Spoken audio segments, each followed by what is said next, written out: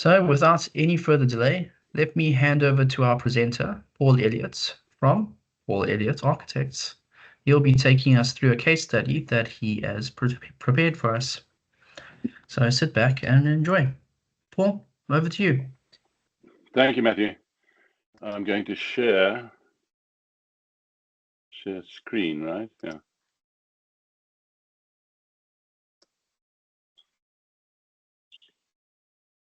Can you? I don't know how to get to it.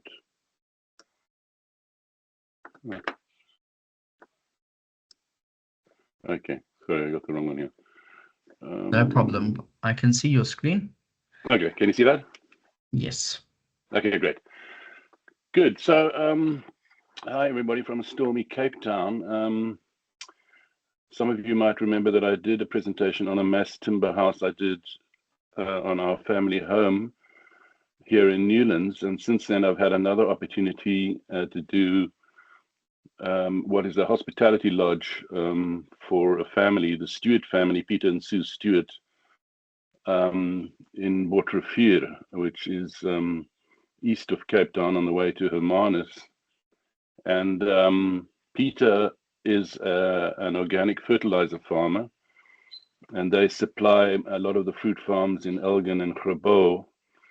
And he is interested in ecological matters. You can see there he's standing on a berm where what they do is they use the compost bacteria, which has an ability to heat up the soil, through which they pass the various rubber or plastic tubing and collect water in a Jojo tank, and through that, by that they can heat the water up to 40 degrees Celsius. So he is interested in matters ecological, and he's interested in the climate. And I met him through a mutual friend, and he gave me this opportunity to design this lodge, of which there might be another 6.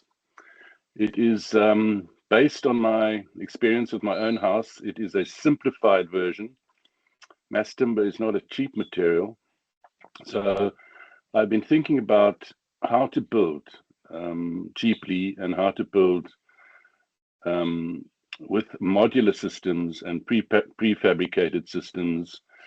And I'm going to show you not only the lodge, but also some of the thinking that I've been doing lately about how one can best build in our times of climate need, and the fact that we need to come up with methods of building that can provide mass housing for a lot of people, amongst other things. So I have, since having talked to you, taken up a job, a teaching post at the School for Explorative Architecture in Cape Town, which is a very progressive architectural school.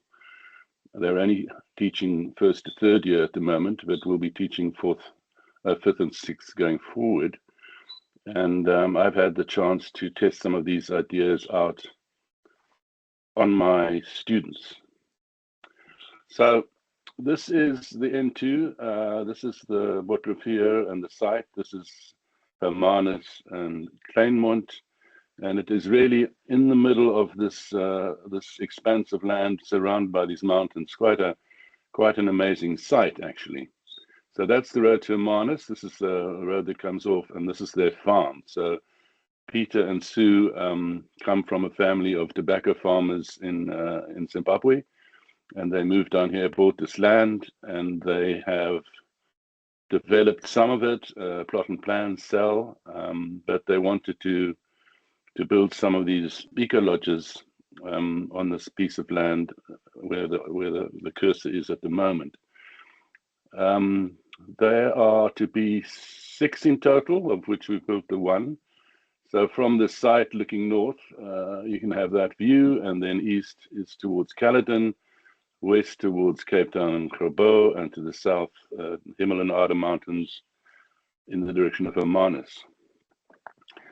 So in thinking about this idea about how one builds prefabricated and modules out of mass timber, and having come from the post-COVID and this interest in micro homes or in lodges. Now, Peter was going to build an ordinary lodge, of which many have been built, and they're all basically the same. So I wanted to present to him this idea that I have, which I'm calling the Dyser house. Dyser is an orchid that we have here in Cape Town, and it is a three-leafed plant, of which there are many. So this quality is called threeness, and you can see it here represented in many different plants, and it has the geometry based on the equilateral triangle. So I thought this might be a good a way to present a new type of house for South Africa, and I'm calling it the trilobule. So that would be the 3 lobes. And here you can see some sketches that I did, and some origins that include chemistry, where they have this trigonal planar arrangement, which is a result of observing nature and finding its patterns and the way that it grows and it designs. So learning from nature and then learning from our vernacular tradition in South Africa. It is an architecture of circularity. You know, we live in square and rectangular environments, but it wasn't always like that. I mean, the early African spaces and the patterns were basically cyclical. So they were built with materials found. These are from up north, with rocks and with earth and with thatch and things like that. And there was a typology that emerged, which they call the bilobule. This is taken from Franco Foscura. And the bilobule basically means 2 lobes, so that you have a lobe in front of the hut, if you like, which is more for social events and outdoor entertainment and things. And at the back, you have one which is related to the storing of grain and keeping cattle and things like that. So this I've observed, and it was a tradition which has been replaced, but it is full of nuance. It is an architecture with art architects, and it has levels of interaction, from communal to semi-public to semi-private to private, and then to more utilitarian space at the back, which are rich. And these traditions were picked up by Peter Rich, who taught for many years at Wits University, where he is observing and analyzing different types of vernacular architecture, including circular type and the rectangular type, which grows in an additive way. So this idea of addition, where you build something to start with, and then you can imagine adding prefabricated modules. In the case of my investigation, that here they would just add another courtyard and another couple of huts, depending on how the family grew and how it was needed. So these things, I think, are part of a lost tradition, which I'm trying to revive in my teachings at the school. This gave birth to a basic type, which centers around the middle, which means that you can share a common space, and that space would have a good orientation. If it was facing north, it would get the morning sun and the afternoon sun, and it would have a series of courtyards or lobes around it, which could be fashioned in different ways. So for instance, this eco type, you could have gardens, and you could have an approach from below, from the south with your cars, and then you could have space and communal space, private and semi-private, much like in the belly dwelling. It also harkens to a different tradition, a tradition found throughout the world of more nomadic architectures, like the yurt and the wigwam, which you'll see later, which are original ways of building shelters, which I've also looked at. So the basic concept centers around a hexagonal principle, the trilobule, the Dyser, but it is also an attempt to make an enclosing space which is minimalist.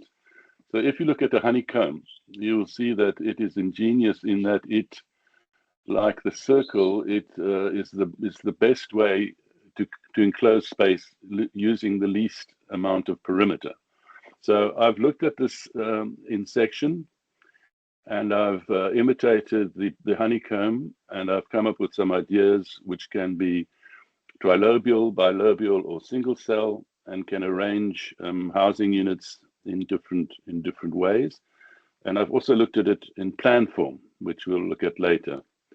So what I think is the problem with our time is that we create environments that are stagnant and basically designed by planners who are more engineers than creative people.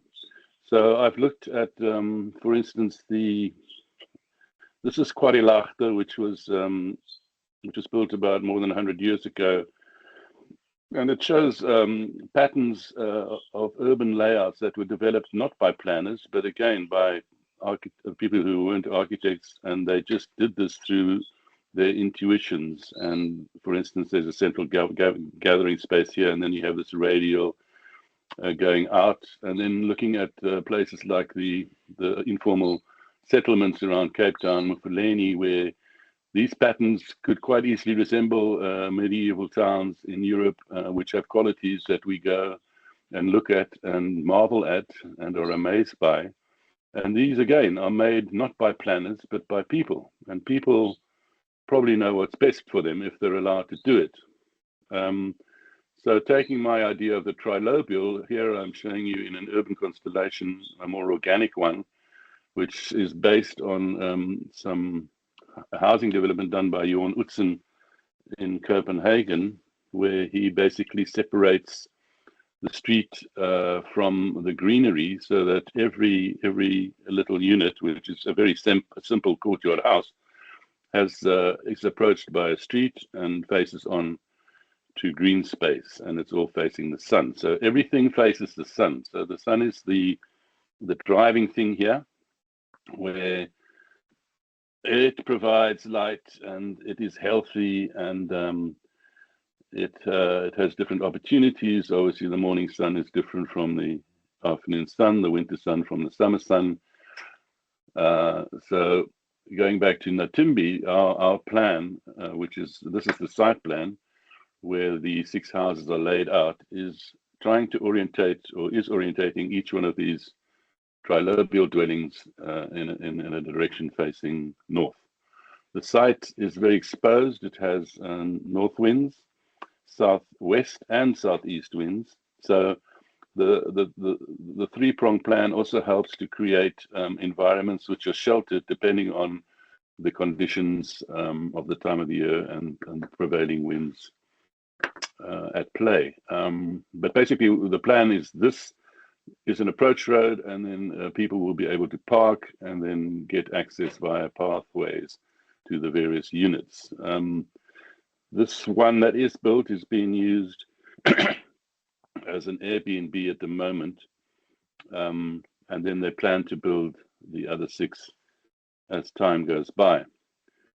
Peter also asked me to look at a micro home, because he wasn't sure about how big it needed to be. So we looked at building a tiny home, or basically a lodge, hospitality lodge, which is this one. So you can see here that by using the hexagon in plan form, you can combine 3, which are basically 3.6 meters across, together, and create a home which is only 25 square meters.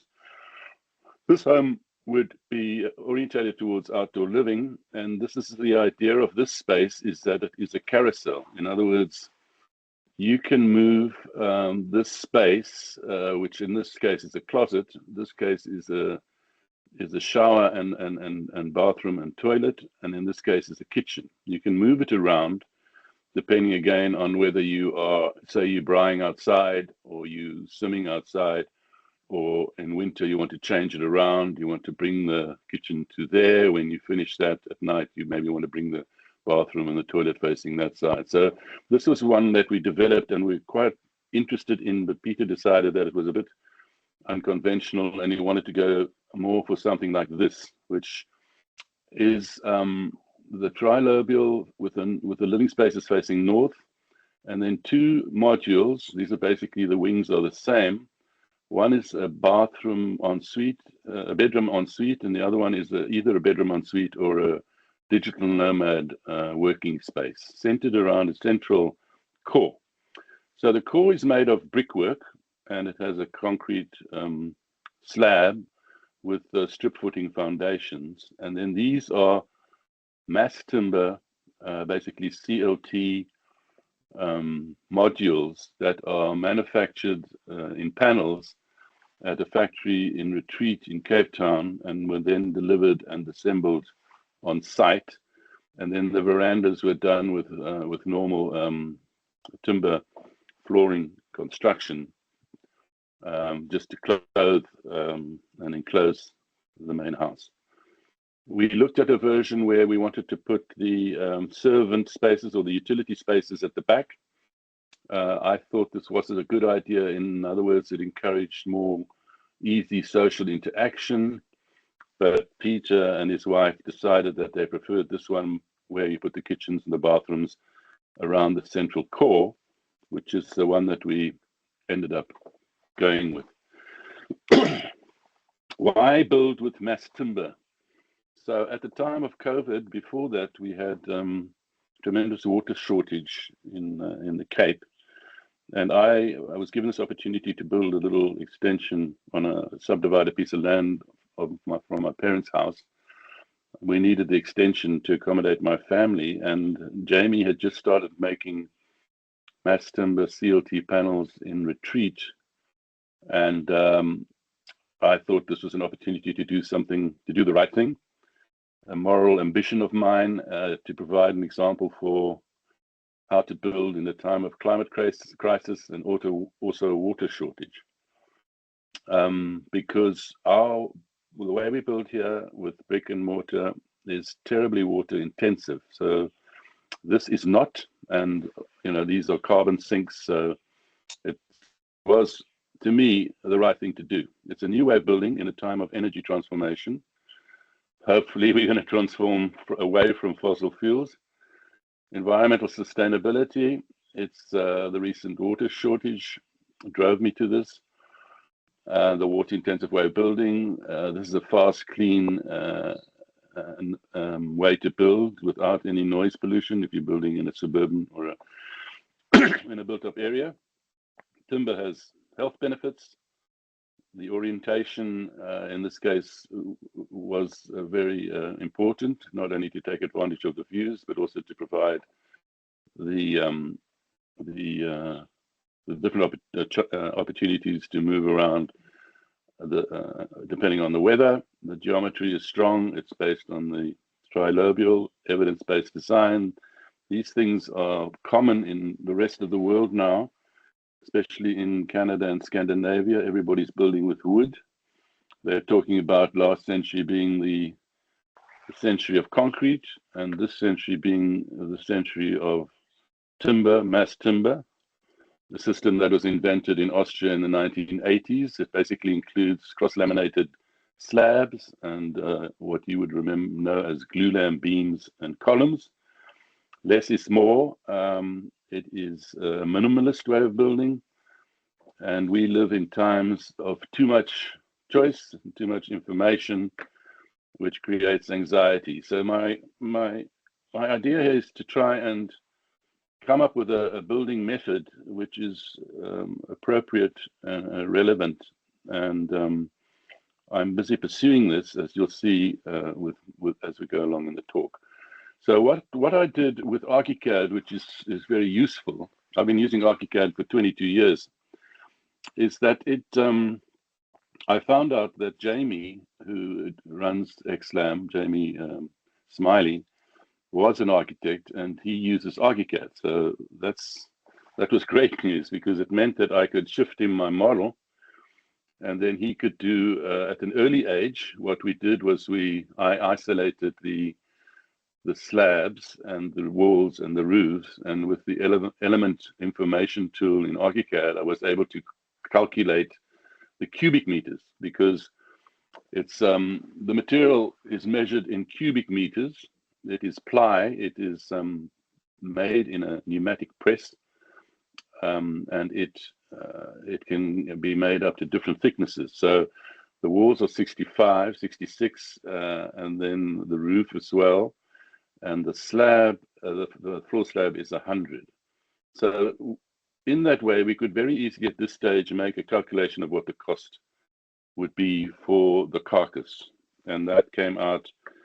It's expensive, it's 17,500 Rand a cubic meter, came out to a total cost of 350,000 Rand. So you can see that different to my house, which some of you might have seen, but I'll show you later, it is very much simplified, and hence you're able to use this way of constructing in a more economical way. So just to go through the plan again, these are the views out here. They're also across, these are sliding doors, so you can go across. So my initial idea was to put sliding screens over here, and so that would then, depending on the time of day, the time of year, and that there were security shutters, you could extend your living space right across, because they're quite wide, these verandas. And then, of course, you've got the central space, which has a hot tub and a braai, the atrium. So the house entrance would be there. This is like an atrium. You would then be able to go into the various different wings. And then you have, on this side, you have a stoop. And here there were two built-in seats, which would be encouraged, for instance, if that braai could work both ways, a place to sit and entertain. These were early shots of what the aspect might look like. Different views. Cladding, I mean, I was looking at timber for the roofs, but eventually we settled on corrugated iron and then hardwood. So the CLT needs to be clad because it's made of SA pine. But some of the advantages you can see here, for instance, these cross sections, is that because you're using a slab, the 3.6 here, a span, can be done without any need for trusses or things. And what I did here was I got a 66 slab there, and on top of it put a 44 millimeter slab, which would then cantilever over onto a beam here, which also didn't require any kind of further assistance because it was structurally able to span the covering veranda, hence doing away with a lot of bearers and purlins and things. And then on top of that, there's the vapor barrier and the battens, which take a corrugated iron roof. The slab you can see here, which is sitting on its foundations and glulam beams, and yeah, so there you can see the side looking inwards, looking outwards. Those are the cross sections. And then the section in the long section towards the north, you see that the overhangs cut out the summer sun, let in the winter sun. And then here we're providing opportunity for cross ventilation. So this plan works very well in a lot of ways, which was well received by the client. One of the things we did was you can, because there's 3 layers to make up a cross-laminated slab, the inner slab, inner layer, we made with eucalyptus. So SA pine is a softwood, but eucalyptus is a hardwood. So these were done in Archicad to explain to Jamie, who was making the panels, which sides of the floors and the slabs, the roof, were to be to have the internal finish of the eucalyptus and where they were, so that he could then arrange that and cut make the slabs, the CLT. This just shows you that I used the schedules again at a later stage where we had more detail to explain to Jamie, to the manufacturers, how it was going to be put together. They in turn produced these shop drawings based on a model that I gave them, an Archicad model. They were easily able to churn out their shop drawings and their cutting plans. So each panel was laid out and detailed. And for each wing, this is one wing. You can see how many panels are in, how many pieces of wood are involved.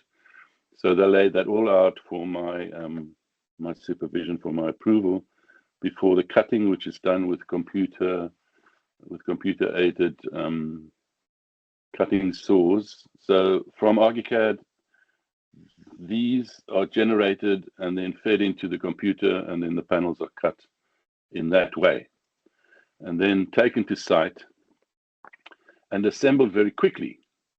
So here are some photographs of the finished product. The house was finished in January this year. And you can see here the roof, the drone photo of the roof showing the hexagonal layout with the internal atrium. You can see how it sits in this splendid, this very majestic, beautiful environment you have here in the Western Cape. And these are some of the views out towards, that's the mountain near Hermanus. Internally in the living room, you can see the eucalyptus. So the advantage with eucalyptus is that if this was SA pine, you'd have to put a flooring on it because it would be too soft. But if it's eucalyptus, you can leave the floor basically unfinished. And you can see here that they've just put a varnish on the floor, the roof, and the slab. This is a cross-laminated beam. So it has to be held together with a tie beam. And then again, as I showed you in the sections, these are self-supporting. And then in the atrium, we have these little brackets, which are also made of CLT, which hold up the lean-to roofs around the atrium, which has a hot tub and has the doors into the various rooms. You can see here that because the plan is around the center, we collected all the services, the electrical and the sewage and the drainage and the water supply all around the center. And here we had, for instance, the DB cupboards and other and such like to centralize the services. Hot tub, views out, and then these are awning windows here and here to bring the air in from below. So it is one of a family of buildings that I'm thinking about. Two have been built. This was my house. So lessons learned are, this is very complicated. This was it. And there are too many things going on, and hence the costs are driven up. This was built at a cost of, say, 15,000 Rand a square meter. This one, 10,000 Rand a square meter. So you really drastically reduce your costs by just minimalizing and simplifying the way the building is put together and built and designed, executed. That's the lesson one learns. Since then, I've been thinking about this idea of the trilobial. I'm just going to, if you'll indulge me, I'll just show you what I've been thinking about and what I've been teaching some of my students.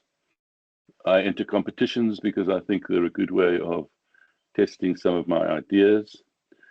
So that this is also based on an input from a woman that I came across. Her name is Sophie Delay. She is a French architect, and she has developed this notion of living for our time, our post-COVID time, and that her observation is that we are living in different ways, and hence our apartments or the places where we live need to be very flexible.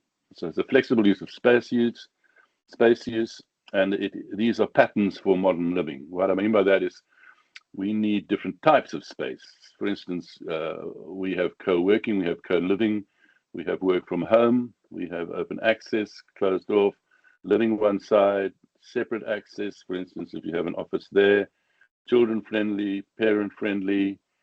By this arrangement, which puts a central space, in this case, the dining room, you can have rooms on the sun side. This could be an east-west orientation. These are party walls.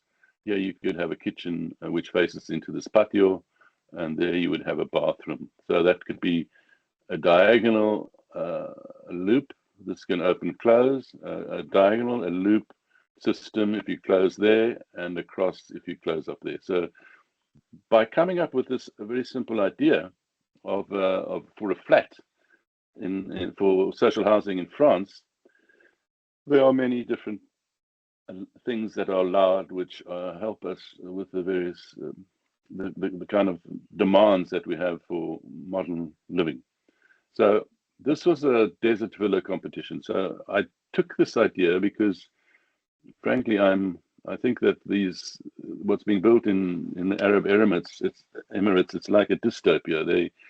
They just put these air-conditioned American buildings in the middle of the desert. But I've been there and I've looked at some of the vernacular buildings, and they are fantastic. And they use natural ways of cooling down their houses in the hot and extreme conditions in which they live. So I decided to design a house which was similar in that it was centered around a central space, which was collective. It was the center of the house. And by using the honeycomb typology of mass timber, you could then stack them up as they go up. So coming in here, there would be the garage, the front door, and then these two together rotating around, because you step up 600 every time. You would get your kitchen and dining, and then you would get your living, study, and then going up, you would get bedroom, bedroom, bedroom, and then on the top, you would get a roof space. So this idea of the trilobule was the basis for this idea, which is for a very, very luxurious villa in the desert. The thing that I'm working on now has to do with the notion of First Nation architecture. So it is the problem that we have is how to build low-cost housing at a large scale. And this competition is called Decoded Timber. It's in Vancouver on two hypothetical sites. The one is for an 8-story solution. The other one is for a 20-story solution.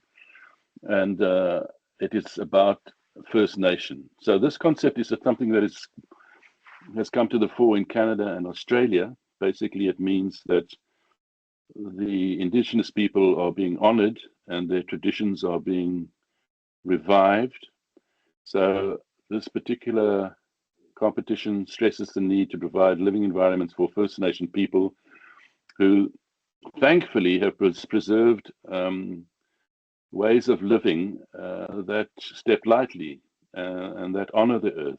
And so it is an attempt to make living environments that have respect for community, for elders, and they have gatherings, and they have the need for different types of social situations, which all of my thinking that I've shown you in the previous slides is about.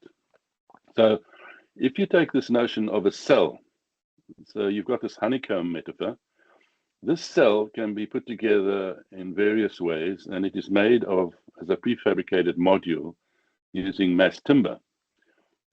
These people in their collective subconsciousness have the wigwam as a place or a shelter that they built and lived in when they were nomads. They're no longer nomads. But I thought that the idea of making these spaces reminiscent would remind them of how they used to live in the past. This is Taos Pueblo, which is in New Mexico, and this is an example of an orientation of living units to face the sun. So New Mexico can get very cold. It's like the Karoo or the Kalahari at night. And so what they did is they orientated and provided living quarters off terraces which face the sun, and at the back is where they put their storage and other things, much like the Indabili bilobal house.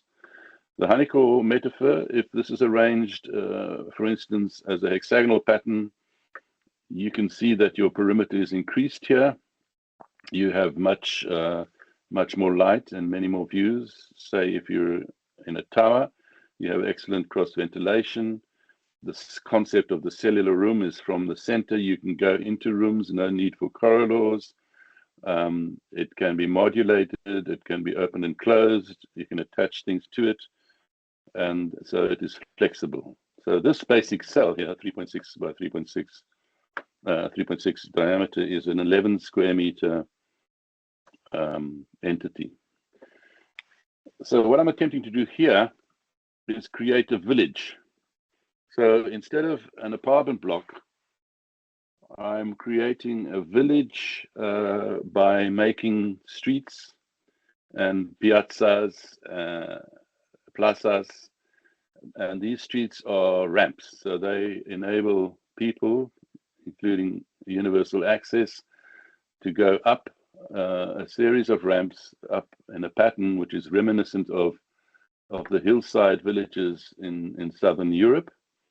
So you can see here that there'd be, this would be the site. This is a road, and there's a park, there's a land. These people basically are land and sea people. So those are the places they revere. This is on a river. There's a piece of land here. So the approach would be there. This would be a gathering space. There will be a totem there. And then there'll be a mixed use environment, which makes this place a village. There is some parking underneath, where you can have residential, you can have corner shops, you can have community, you can have schools, community spaces, and you can have workspaces, which be tucked in on the south side. So the idea being that everything here, every room faces the sun, like the Taos Pueblo. So that's my idea for the one site, which is the 8-story, which is a village. And it has this system where you have your walkways every second story, so that some of those could either be duplex apartments. So you don't have this, these access corridors all over the place. So these become streets, and then these areas become meeting places, as you would find in a village, in a sensible, living environment. But we are forced to use in these mundane flats, which are not very good for our psyche. The 20-story version, the tower, is much the same. It is on a site 45 by 45, or a little bit maybe longer. And the idea is to make an external street, this time every 3 stories, which takes you up the whole building. So it's like your apartment faces on the street. So it's like you live in a row house or something in Europe, but you don't have an internal access and core in the middle.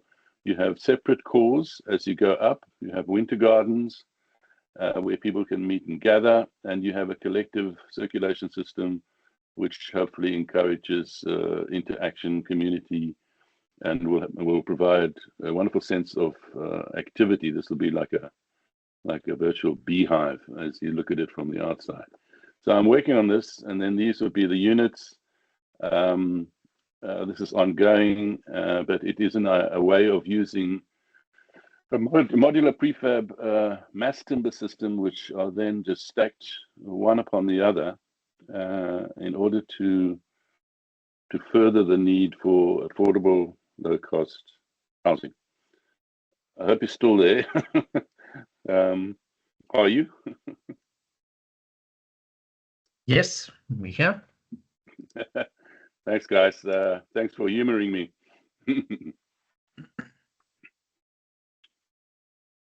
Great. Well, thanks, Paul. As always, very interesting. All right, tell me, is there anybody out there that's got some questions for Paul?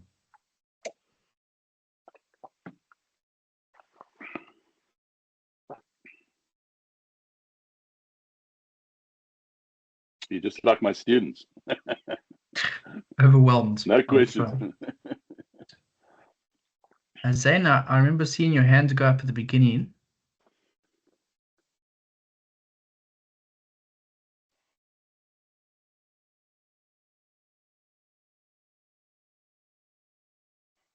It's a very different world. That was a false hand.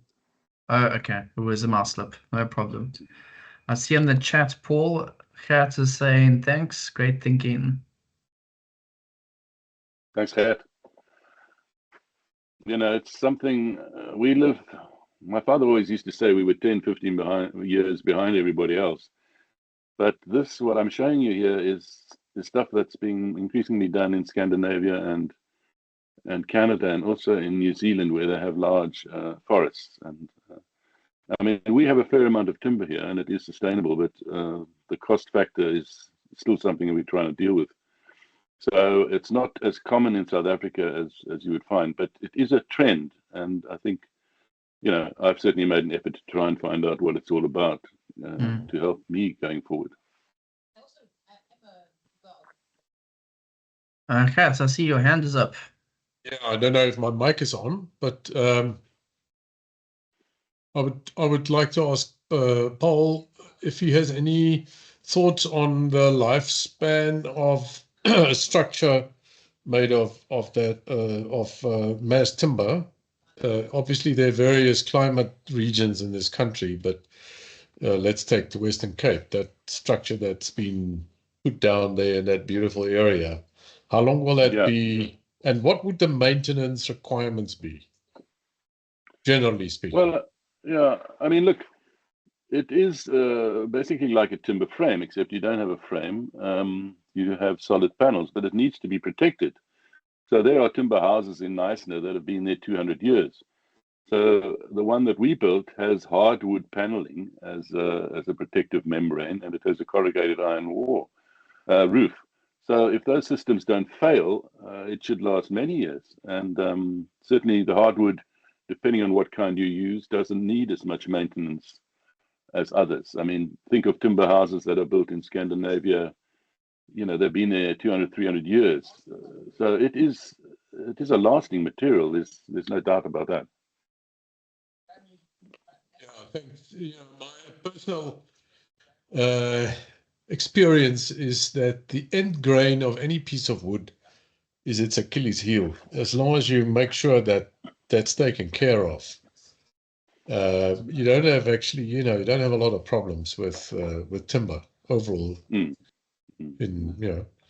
So it's always about where does that, where's that piece of wood pointing? Yes. Well, I mean, Jamie, who has Xlam SA, which produces the wood, the mass timber here in Cape Town, is well aware of those things, and you know, there's a whole community, an international community that is concerned with exactly what you're talking about. So the solutions are there, and you know, I'm sure they are being implemented. Yeah, no, thanks, Paul. It's nice work. Thank you. You know, I just want to say that I'm living in Newlands here, and my father built, which is typically the way one builds here, you know, very wet suburb, cavity wall brick house, and it's failing in that some of the cavity walls, for whatever reason, are failing, and the house feels damp, and there are problems with mold. So this house is 40 years old. So, you know, our normal way of building also has its problems.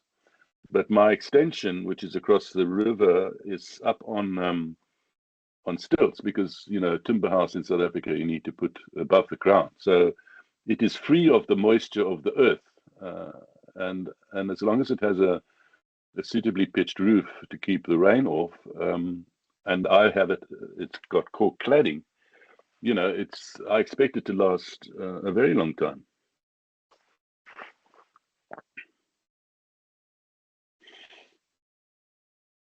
Do we have any other questions? Anybody at all?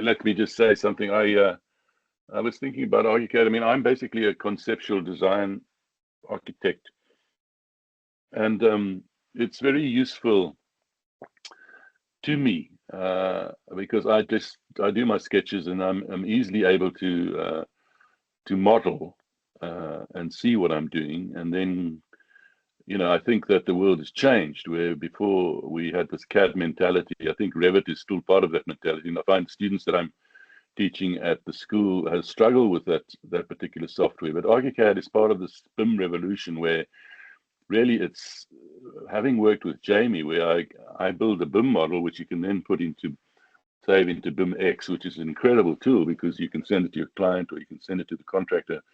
But sending it to Jamie and him feeding it to his computer, his cutting saw, which is computer controlled, you can imagine that there's no need for drawings and that things can go straight from a BIM model to a computer to a building machine, like they do with these 3D printed houses, and like apparently they're doing in Japan, where everything is in a digital model. And this is the revolution that we are living in. And I just think that everybody should be aware of the fantastic possibilities. It's like a revolution that we haven't had in architecture or in architectural design until now. Yes, I agree with you, Paul. I see there's a hand up from Mr. Mabasu. Sorry, man. You can just unmute yourself. Go ahead.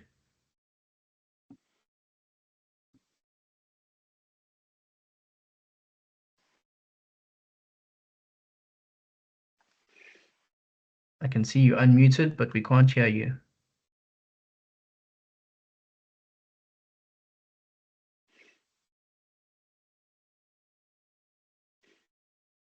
We still can't hear you. Maybe try to type your question into the chat. Something's coming in. Can you guys hear me now? Yes, can hear you. Go for it. All right. Good afternoon, everyone. Good afternoon, Paul. Hi. I must really commend you on that Natambi launch project. And I must say, these your ideas look very complex ideas. So, as you have explained, that you are more of an old school architect who does sketches and everything. We are more of a new school students, if I must say.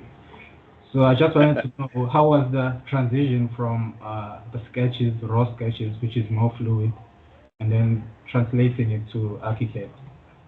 So how was that translation, if I can say? So how did Archicad make it easier for you? Yeah. Okay, so there's nothing to replace a piece of paper and a pencil. That's all you need. And then it's just your creativity. So I live and dream architecture, sometimes design. I wake up in 3 a.m. and I get out my Apple iPad and start sketching my ideas. So that is a very important thing that a machine can't do and the software can't do. So not even AI can do that. So that is something that you have to cultivate, an architectural culture and a way of conceiving and designing. And it's a complicated thing. I mean, I'm 68 years old now, so I've been at it for many years and I have experience.